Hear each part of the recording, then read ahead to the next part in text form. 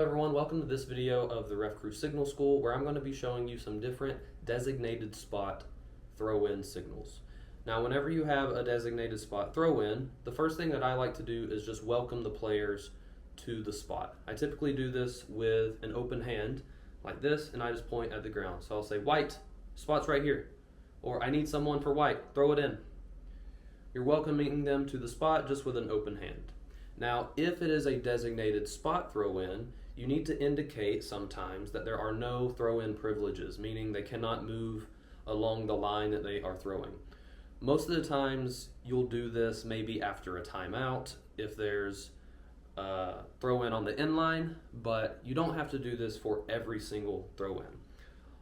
This signal looks a little bit like this. So you're indicating a designated spot. You can just point at the ground like this and say spot, or hold your spot like this. You want to especially do this if it is an end line throw-in, maybe after a timeout, because sometimes the players might get confused and think it was a made basket and they can run along the end line.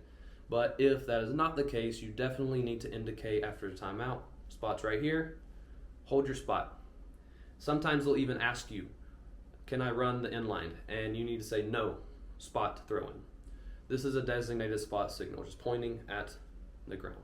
So like I mentioned, you don't have to do this for every single throw-in. If it's just a normal out of bounds violation, you don't have to say spot throw, because it doesn't really matter at that point, and the players most of the time know that that is a spot throw-in.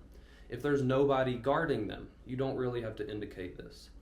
Like I said, the main time you want to indicate this signal is maybe after a timeout with an inline throw-in, just so players are not confused.